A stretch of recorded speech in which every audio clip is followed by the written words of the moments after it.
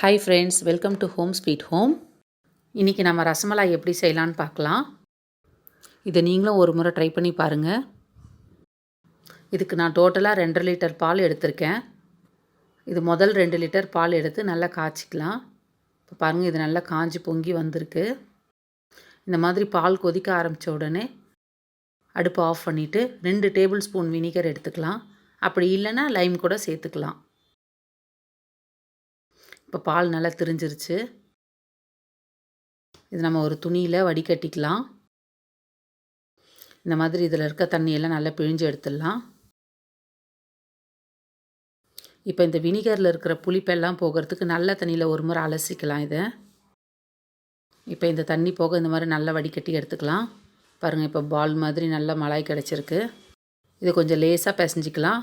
ரொம்ப பிசைஞ்சோம்னா மாவு மாதிரி ஆகிடும். ரசமலாய் அந்தளவுக்கு ஸ்பாஞ்சியாக இருக்காது, நல்லா இருக்காது. அதனால் கொஞ்சம் லேசாக பிசைஞ்சாலே போதும்.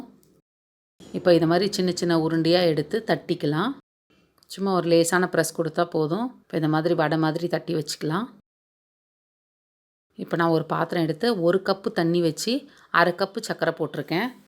இது ஜீரா மாதிரி வரணும், இல்லை இந்த கம்பி பாகு வரணும், அந்த மாதிரிலாம் எதுவும் இல்லை. அது கொஞ்சம் கொதித்த உடனே ஆஃப் பண்ணி எடுத்துடலாம். இப்போ நம்ம தட்டி வச்சுருக்க இந்த மலாயெல்லாம் எடுத்து இந்த மாதிரி இந்த ஜீராவில் போட்டுக்கலாம்.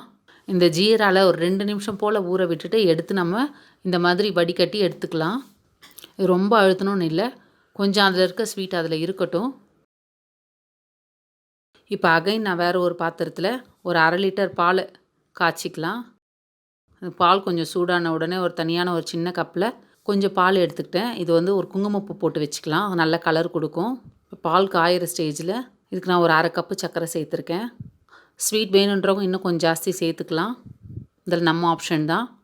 இப்போ பாருங்கள், இந்த குங்குமப்பூ நல்ல கலர் ஆகிடுச்சு. இப்போ இதை இந்த பாலில் சேர்த்துக்கலாம். இது கொஞ்சம் நல்லா கொதிக்கட்டும். இப்போ நான் கொஞ்சம் முந்திரி உடச்சி வச்சுருக்கேன், அதையும் சேர்த்துக்கிறேன். கூட கொஞ்சம் பிஸ்தாவும் சேர்த்துக்கலாம். இதை சுண்ட காய்ச்சணுன்ற அவசியம் இல்லை, இது ஆல்ரெடி திக்கான பால் தான்.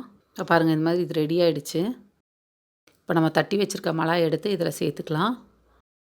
இதை எடுத்து ஃப்ரிட்ஜில் வச்சு கொஞ்சம் சில்லுன்னு சாப்பிட்டா நல்லாயிருக்கும். அவ்வளோதான், ரசமலாய் பாருங்கள் எவ்வளோ நல்லா ரெடியாக இருக்குது. இதை நீங்களும் ஒரு முறை ட்ரை பண்ணி பாருங்கள். இந்த வீடியோ உங்களுக்கு பிடிச்சிருந்தா எங்கள் சேனலை சப்ஸ்கிரைப் பண்ணுங்கள், லைக் பண்ணுங்கள், ஷேர் பண்ணுங்கள். கீழே கமெண்ட் பாக்ஸில் கமெண்ட் கொடுங்க. Happy cooking.